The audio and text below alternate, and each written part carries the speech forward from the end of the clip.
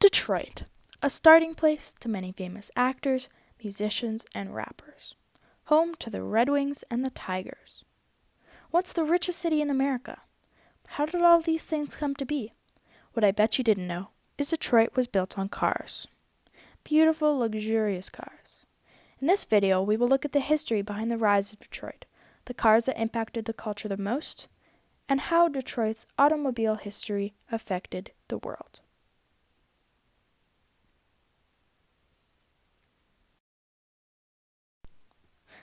So let's start at the beginning. To be exact, the beginning was June 4th, 1896, the day Henry Ford test drove the quadricycle on the streets of Detroit. 2 years later, and his first company was born. In total, Ford opened 3 different companies before his third company gained attention and looked profitable. The first was Detroit Automobile Co. It lasted only 3 years, 1898 to 1901, and it produced 2 cars. The second company was Henry Ford Co., opened in 1901 as well. This company was owned by Mr. Ford until 1902, and when he left, it became Cadillac Motor Co. His last company was founded in 1903, and this was his big break. Ford Motor Co. gained 12 big investors right at the start, and Ford was able to later move production out of Detroit and into the suburbs of Dearborn. Today, Ford is worth over $140 billion. But that's just the timeline of a Ford company. Combined with Ford, General Motors and Chrysler created the Big Three.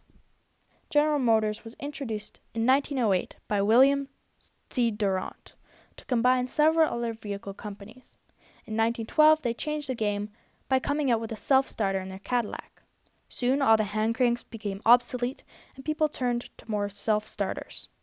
Durant was forced out of the company in the 1920s, and the president soon became Alfred Sloan Jr.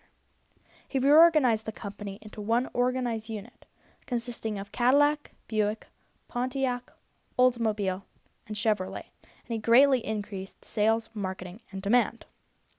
By 1929, General Motors had passed the Ford Motor Company, and it became the world's leading American passenger car manufacturer. Chrysler started in a very different way. In 1913, a company named Maxwell Motor Company was formed. Throughout the years, this company became slathered in debt, and soon it was ruined. But no dreams were lost. The company convinced Walter P. Chrysler to help rebuild the company. In 1923, he bought control of the company, and under his reign, Maxwell Motors came out with competitive vehicles, as well as the first 6-cylinder engine into the market. In 1925, the company was made into the Chrysler Corporation. After the introduction of the Plymouth brand and the purchase of the Dodge Company, Chrysler was noticed to be one of the biggest automotive companies in the world. There are a few cars from Detroit that impacted the world the most. First off is the Ford Mustang, one of my personal favorite muscle cars. No, they aren't the fastest cars in the world, but they are popular.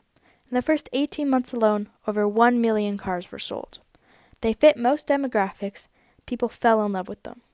They even made an impact in some iconic movies, like Basic Instinct, a couple Fast and Furious movies, John Wick, Gone in 60 Seconds, and even The Princess Diaries. That's right, even princesses need a Ford Mustang. That wasn't the only classic muscle car to roll out of Detroit. The Dodge Charger first came out in 1966 to compete with Ford. No, they weren't love at first sight, but Dodge kept trying, and soon, in the late 1960s, Dodge was proud to put out the first 4-door muscle cars, and sales flew through the roof. It was dubbed another famous muscle car. Don't worry, Detroit wasn't just a place for muscle cars and speed junkies. The Ford F-Series was also born. It was first known as the work and farm truck, but it continued throughout the years, and soon, almost 18 decades later, the truck was America's best-selling car, reigning there since the 1980s. Finally, the most important and iconic vehicle to come out of Detroit was the Ford Model T.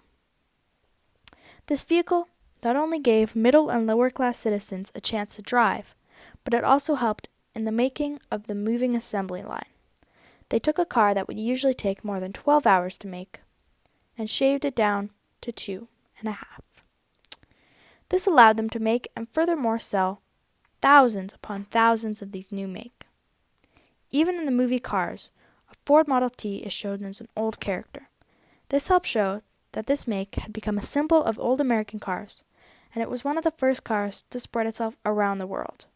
It pushed the car industry to the place it is today. So what impact did it all have? Well, automotive industries were given a new way to make affordable cars, and lower and middle class citizens were given a chance to drive those cars.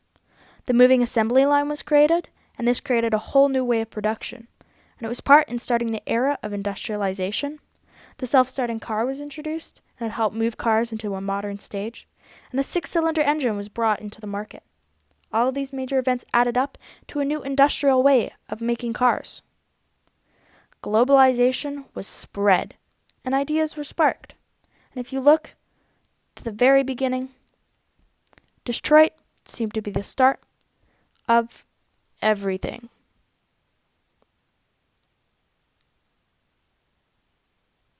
Thanks for watching.